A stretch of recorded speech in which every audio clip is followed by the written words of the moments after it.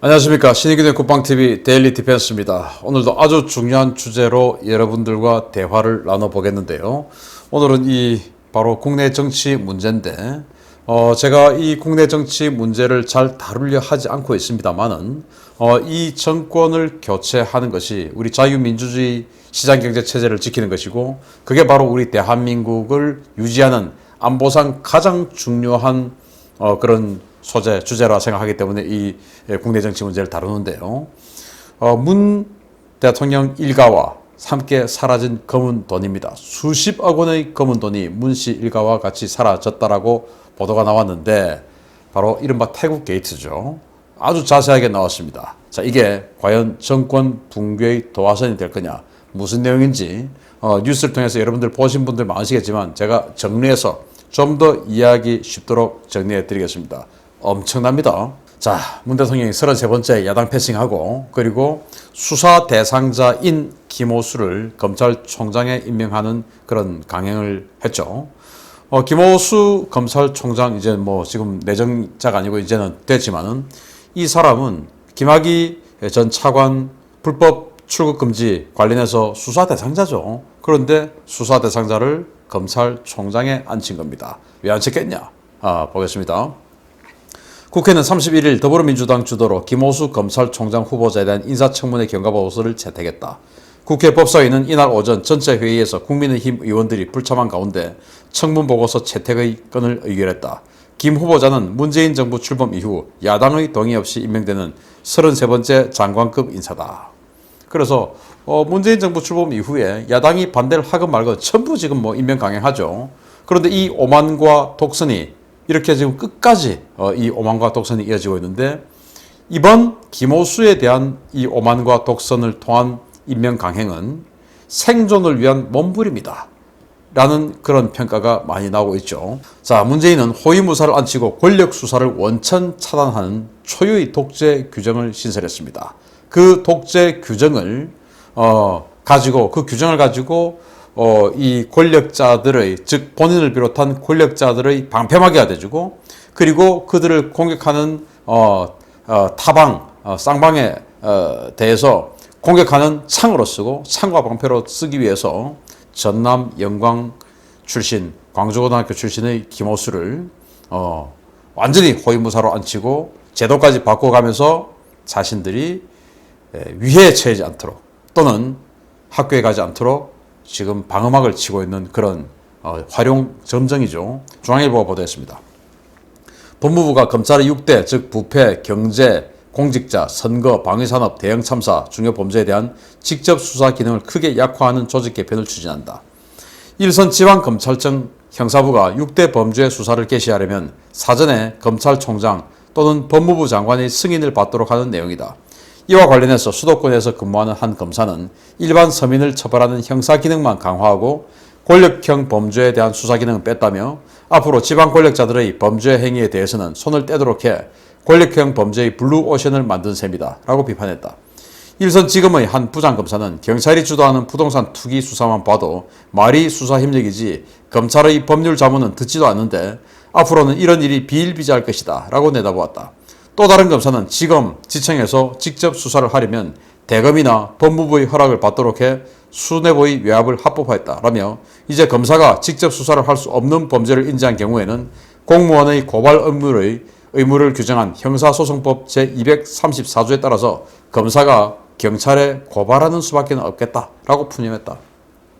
자, 아니 이게 말이 됩니까? 우리 지역, 지방 다 있죠. 여기에서 지방청 다 있습니다. 여기에서 인지수사할 수도 있고, 또는 정보팀에서 여러 가지 정보를 가지고 와서 그렇게 해서 이제 수사를 진행할 수도 있어요. 그런데 그거 하려면은 검찰총장, 법무부 장관 승인 받아야 한다 이겁니다. 예를 들어 지역에 지방선거 하다가 시장, 군수 문제 있다, 선거법 관련했으니까, 또 경제 문제, 이런 여러 가지 공직자 문제, 이 지방청에서 인지했다, 수사해야 되는데 위에 보고합니다. 야당일 경우에 당연히 해야지, 빨리 잡아넣어. 여당일 경우에는 야야 지금 다루는 거 바쁜데 좀 다른 거 먼저 있는 게 있잖아, 그거 먼저 해 라고 하면 못하는 겁니다.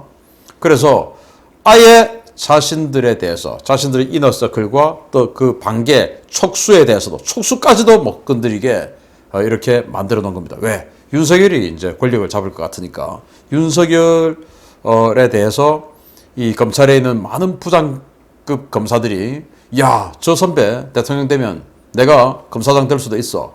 차장검사 될 수도 있어. 이런 꿈을 꾸고 있는 사람들, 이 중장년층 검사들 많이 있지 않겠습니까? 그들이 함부로 칼을 휘두르지 못하게 하기 위해서 지금 이제 그들이 인사권을 딱 잡아주고 이제 순장조까지 끝까지 가는 검사장급 이상들은 자신들이 컨트롤할 수 있겠지만 아니 여기 지금 부장급들, 차장급들 도저히 지금 컨트롤이 안 되죠. 그러니까 지금 겁이 나서 이런 조항을 만든 게 아니냐. 검찰 힘을 다 빼놓은 겁니다. 경찰이 다 할 수 있게끔 해놓은 건데 경찰은 또 인사권 다 가지고 있으니까 꼼짝도 못하죠. 그러면 검찰은 왜 무서웠냐? 뭐 나가면 뭐 기분 나빠서 나가면 그냥 변호사하지 뭐. 이제 이런 사람들이 있어서 경찰은 그게 안 되죠. 근데 검찰은 정말 수 틀리면 나가서 그냥 변호사나 하지. 왜? 그렇게 해도 일단 생존은 되니까. 그런데 경찰은 그게 안 되죠. 그래서 경찰은 딱 잡아주고 있는 겁니다. 그래서 검찰 이렇게 완전히 인사 학살을 하고 있는데 저항하면 모두 숙청한다. 자신의 특기를 발휘한 인사 학살을 예고한 문이죠. 민정수석 하면서 대통령 비서실장 하면서 막판에 검찰 인사를 어마어마하게 그냥 가혹하게 하면서 자신들을 뒤통수를 칠 검사들을 사전에 발본색원했던 전적이 있습니다. 그럼에도 불구하고 뒤통수를 세게 맞았죠. 왜? 지은 죄가 있으니까. 노컷 뉴스가 보도를 했는데 자 오늘 제가 노컷 뉴스 그리고 앞으로 시사저널 이런 언론들을 알려드릴 텐데요. 이 노컷 뉴스와 시사저널은 대표적인 진보 언론입니다. 그 중에서도 시사저널은 저하고 소송까지 붙었을 정도로 굉장히 그 좌에 아주 많이 경도된 그런 언론인데 여기에서마저도 문재인 대통령 일가에 대한 의혹을 제기를 하고 있다는 거 정말 무서운 이야기죠.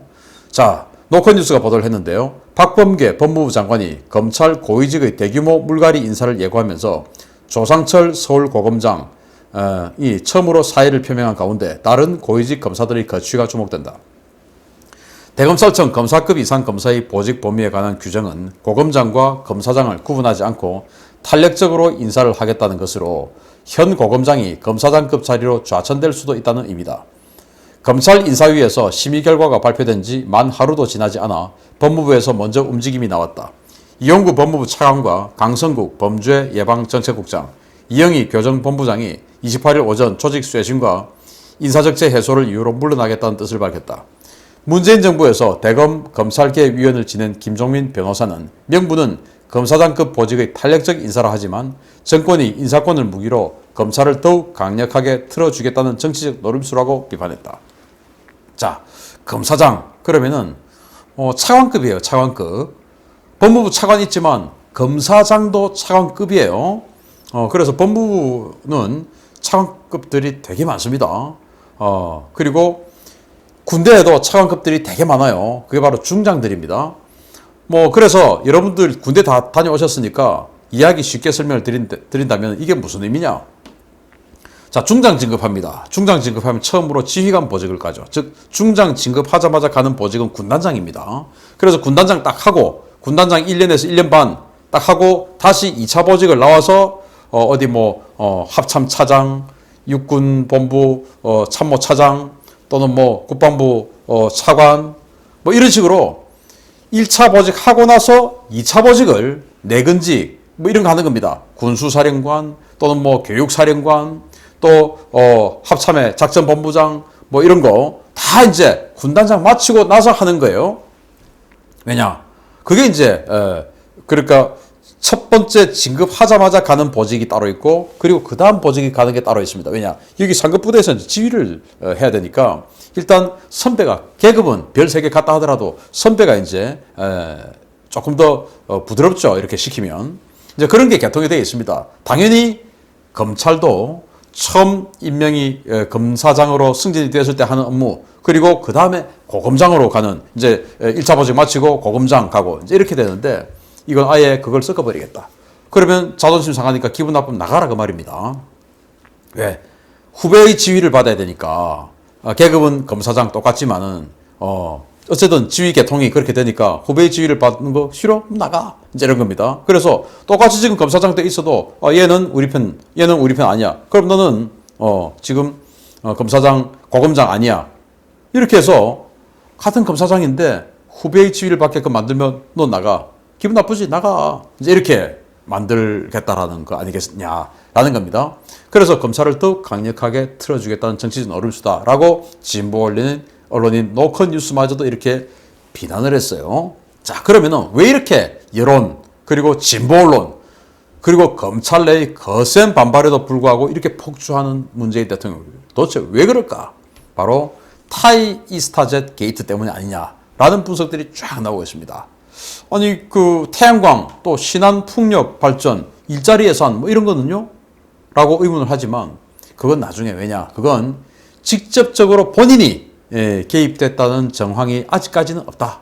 그래서 태양광 정말 어마어마하게 많이 해먹었을 것이다. 라고 의혹이 되어 있지만 본인하고 직접적인 연관이 있다라는 상상은 조금 오버죠. 그리고 신한풍력 발전, 이게 신한에다가 그 인구 4만 명밖에 안 되는데 40몇 조를 내려주고 일자리 예산 50조 원 내려줬는데 일자리는 별로 없고 도대체 이거 돈 다 어디서 했어? 이런 거 그건 나중에 하자. 일단 급한 건 뭐냐? 바로 타이 이스타젯. 수십억 원인데 이게 결국은 대통령의 사위가 직접적으로 거론되고 있고 사위가 거론된다는 것은 그의 부인, 대통령의 딸이죠. 연관됐을 가능성 없지 않아 있고 그렇게 되면 그게 좀 더 깊숙하게 올라갔을 가능성도 있을 거 아니냐라는 의혹이 제기되고 있는 거 아니겠습니까? 좀 더 깊숙하게. 자, 그래서 검찰이 문재인 대통령 사위가 취업했던 태국 항공사 타이 이스타젯에 대해 이상직 의원이 실소유주라는 판단을 내렸다. 조선일보 보도가 나왔는데 자, 이런 것 때문 아니냐. 이거는 현재 진행형 그리고 직접적으로 직통 라인으로 개입이 되어 있다. 그렇기 때문에 금액은 이런 거에 비하면 완전히 그냥 조족지혈이지만 그렇지만 우리 일반 서민들이 생각하기에 엄청난 금액이죠. 그래서 이걸 방어하기 위해서가 아니냐. 자, 그러면은 이 타이 이스타젯 이게 뭐냐? 검찰이 밝혀낸 수상한 자금 의혹인데요. 이스타 홀딩스라는 지주회사가 있습니다. 이게 이제 지금 이상직 의원의 자제가 이 이스타 홀딩스의 대표를 맡고 있어요. 그래서 2015년 당시에는 이스타 항공의 지분 68%를 소유했지만 지금은 39.6%입니다. 그렇다 하더라도 어쨌든 이스타 항공의 최대 주주입니다. 그렇게 해서 이스타 항공을 통제합니다. 그리고 이 이스타 항공 그렇게 해서 이 이스타 홀딩스에서 통제하는 이스타 항공이 태국에서 티켓팅을 해주는 대행업체격인 이스타 젯 에어 서비스라는 회사, 자회사죠. 여기에서 티켓을 태국에서 팔았으면 본사로 돈을 보내줘야 되죠. 그런데 그걸 71억 원이나 안 보내주고 있다가 결국 이스타 항공의 재무제표에서 그거 그냥 외상 미수금 처리해. 이렇게 된 겁니다. 그렇게 해서 이 이스타젯 에어 서비스는 티켓 팔아가지고 71억 원 본사로 송금하지 않고 홀딩하고 있다가 그거 가지고 지분 99.95%를 가지고 타이 이스타 항공을 설립했다라는 겁니다. 타이 이스타 항공. 자, 이게 바로 이제 대통령 사위가 취업했다는 바로 그 회사예요. 자, 그런데 명색이 항공사니까 비행기가 있어야 되죠. 이객기가 있어야 되는데 뭐 믿고 여기다가 보잉이나 에어버스가 여기다가 비행기를 팔겠습니까? 그래서 이 기존의 비행기를 가지고 있는 이스타 항공을 통제하는 이스타 홀딩스라는 회사가 여기에다가 보잉 747 항공기 리스료 지급 보증을 해줍니다. 그렇게 해서 보잉이 여기다가 이 737 한 대를 줘요. 리스로. 그거 근데 비행은 하지 않고 3년째 주기장에 계류만 하고 있는 상황입니다. 자, 그래서 타이 이스타 항공과 티켓 71억 원을 띵겨 먹은 이 이스타젯 에어 서비스는 법인 주소도 똑같고 대표자 이름도 똑같습니다. 즉 똑같은 사람이 만든 회사다. 그 말입니다. 그리고 대통령 사위는 여기 취직했다. 자, 여기까지는 이제 다 알고 있는 상황인데 이제 돈 이야기가 나옵니다. 71억 원 가지고 만들었는데 그 71억 원 어디 갔냐? 이게 이제 밝혀지는 겁니다. 자, 페이프 컴퍼니 타이 이스타젯 문재인 사위 취업 후에 46억 원이 증발했답니다. 취업 후에 갑자기 증발했다. 자, 시사저널 아주 극단적인 좌성향이 강한 시사저널이 이 보도를 했는데요. 좀 길어도 읽어드리겠습니다. 문재인 대통령 사위가 취업했던 태국 항공사 타이이스타젯이 PF 컴퍼니란 정황이 짙어졌다. 시사저널이 단독 입수한 타이이스타젯의 감사 보고서에 따르면 이 회사는 3년 동안 70억 원 중 대부분의 자산을 팔아치운 것으로 드러났다. 쉽게 이야기하자면 갓 창업한 회사가 설비를 갖추기도 바쁜 시기에 컴퓨터, 책상, 의자까지 팔아 현금을 만들었다는 얘기다. 더구나 이 회사가 3년간 번 돈은 1억 원에 불과한데 쓴 돈은 53억 원에 이르는 것으로 확인되었다. 유동자산은 현금 또는 단기간에 현금으로 바꿀 수 있는 재화를 뜻한다. 구체적으로 2018년 타이이스타젯 유동자산 65억 원 중에 현금 및 현금성 자산은 약 43억 원이다. 나머지는 단기 대출금 21억 원과 기타 유동자산 3천만 원이다. 불어난 유동자산의 원인이 매출 증가는 아니다. 2018년 매출은 8,300만 원에 불과했기 때문이다. 결국 돈을 벌어 유동자산을 늘린 게 아니라 비유동자산을 팔아 현금화한 것이다. 2019년에 접어들면서 타이이스타젯의 유동자산은 크게 줄어들었다. 2018년 65억 원에서 9억 원으로 내려앉았다. 1년 사이 56억 원이 감소했다. 이 중 약 10억 원은 다시 비유동자산을 보유한 데 쓰였다. 나머지 46억 원은 판매 관리비 명목으로 지출됐다. 판매 관리비는 2019년 총 비용의 전액을 차지했다. 2019년만이 아니다. 17년에서 19년 3년 내내 모든 비용이 판매 관리비로 빠져나갔다. 그 액수는 총 53억여 원. 그에 반해 3년간 매출은 다 합해도 1억 원이 약간 넘는 수준이다. 놀라운 이야기죠. 자, 문재인 대통령의 사위 서모 씨가 여러분들 기억하실 겁니다. 대통령 취임하고 얼마 안 돼가지고 아빠가 대통령 되고 장인이 대통령 됐으면 얼마나 좋습니까? 그런데 갑자기 도망치듯이 집 팔아버리고 서울에 있는 그 빌라 팔아버리고 갑자기 어딘가로 갔다 이거예요. 어디 갔냐 보니까 어디 갔냐 찾으니까 태국 갔다. 태국에 왜 갔냐? 도대체 태국에 왜? 미국도 아니고 영국도 아니고 태국 갔다 이거예요. 태국에 갔냐? 뭐 어디 빚지고 도망갔냐? 뭐 이런 의혹이 많았는데 그게 이제 17년 말이었어요. 그리고 서류상으로 서모 씨, 그 대통령의 사위가 2018년에 이 타이이스타젯에 취업했고 그 2018년에 이 회사는 무려 56억 원이 감소했다. 사라졌다 이겁니다. 서모 씨가 그 회사 취업한 그 해에 56억 원이 사라졌는데 그 중에 10억 원 정도는 비유동자산을 많이 생겼다. 그러니까 뭐 컴퓨터 다시 사고 뭐 대통령 사위 정도 취업했으니까 집무실도 근사하게 꾸며주고 뭐 인테리어 비용도 좀 들어가고 책상도 좋은 거 사주고 그랬을 수도 있죠. 제가 안 가봐서 모르겠습니다. 어쨌든 그렇게 해서 한 10억 원 정도는 비유동자산 쓰는데 쓰였고 나머지 캐시는 다 사라졌다. 10년 만에. 근데 무슨 명목으로 사라졌냐? 월급 줬냐? 아니다 이거예요. 판매 관리비 명목으로 지출됐다. 판매 관리비. 이게 도대체 뭡니까? 판촉비로 썼다 이거죠. 황당한 거 아닙니까? 1년 사이에 서모 씨 취업하자마자. 근데 페이퍼 컴퍼니였다 이거예요. 자, 그런데 페이퍼 컴퍼니에 서모 씨가 취업하자마자 돈이 56억 원이 1년 사이에 사라졌는데 자, 또 있습니다. 업계에서는 재무구조 건전성을 가늠하기 위해 매출액 대비 판매 관리비 비중을 따진다. 타이이스타젯은 그 비중이 2만%가 넘는다. 국내 항공사의 판매 관리비 비중은 평균 10% 내외다. 자본 잠식에 빠진 이스타항공도 19년 판매 관리비 비중은 15%다. 김경률 경제민주주의 21 대표 회계사는 회사 설립 초기에는 매출을 일으켜야 하기 때문에 대부분의 자금을 매출 관련 투자금으로 쓰지만 판매 관리비는 매출과 직접 연관이 없다며 신생회사가 판매 관리비를 수십억 원이나 쓸 이유가 없다고 주장했다. 익명을 요구한 또 다른 회계사는 비유동자산을 현금화해서 비용으로 처리한 뒤 외부로 빼냈을 가능성도 배제할 수 없다고 했다.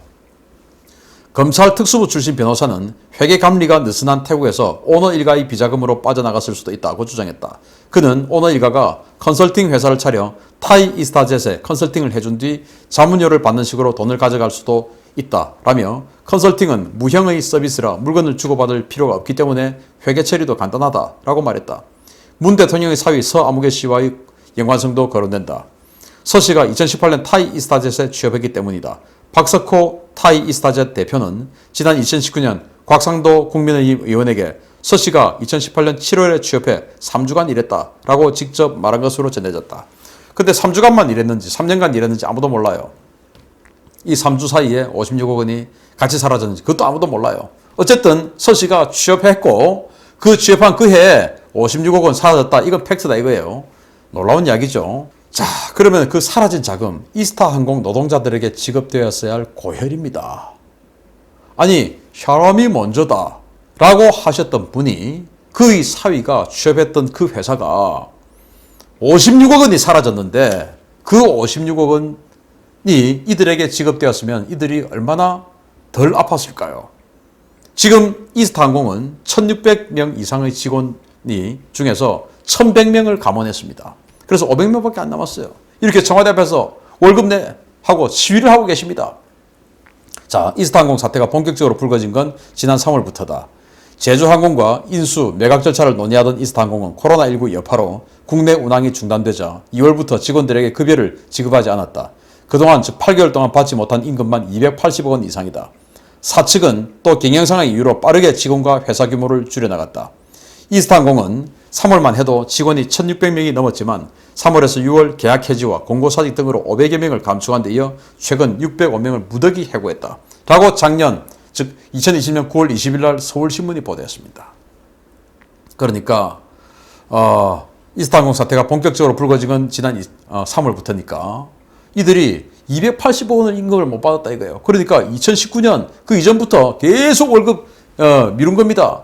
그 월급도 주지 못하는 주제에 돈 56억 원을 판매 관리금으로 빼갔다 이겁니다. 라는 의혹이다 이거죠. 예. 그런 의혹이다. 판매 관리금 도대체 뭐냐 그거. 도대체 뭐냐. 컨설팅 명목으로 자문료로 그냥 줬을 수도 있다. 도대체 뭐냐. 누가 가져갔냐. 근데 왜 하필 대통령 사위가 취업하고 나서 바로 사라졌냐 그게. 자, 문재인 대통령은 태국에 자녀가 있는 것이 뭔가 캥기는 것이라도 있는 것일까요?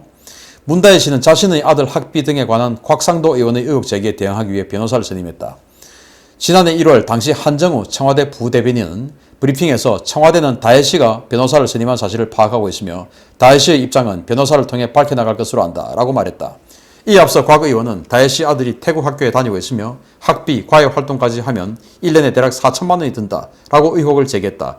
문다혜 씨는 한 언론 매체와의 인터뷰에서 아들 문제를 거론하는 것은 참을 수 없다 라며 변호사를 선임해 곽 의원을 상대로 민형사상 법적 조치를 하는 것을 검토하고 있다고 밝혔다. 청와대 부대변인은 또 곽 의원의 행태는 경호상 심각한 위해를 가할 수도 있는 행위라며 이 문제는 반드시 짚고 넘어갈 사안이다 라고 했다. 청와대 부대변인 왈 이거는 경호상 심각한 문제다. 왜? 대통령 가족의 위치를 발설했으니까 라는 거 아닙니까? 그런데 사실 이때가 이제 올해 2월인데 이때는 대통령 그 손자 그리고 딸 사위 다 한국으로 들어왔답니다. 그래서 이 호사가들은 뭐라고 하냐? 태국에서 빨아먹을 거 다 빨아먹었으니까 지금 들어온 거 아니냐? 라고 호사가들이 평을 한다 라는 거 아니겠습니까? 뭐 저는 뭐 잘 모르겠습니다만은 아무튼 그래요. 뭐 태국에서 먹을 거 1년 만에 다 먹었는데 그 날씨도 더운데 그 왜 있냐? 라는 거 아니겠습니까?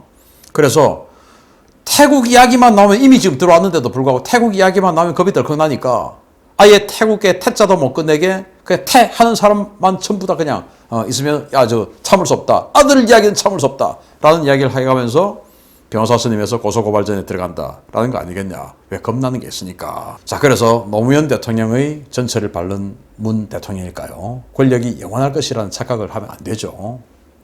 그래서 이때 저도 참 이 장면 기억합니다.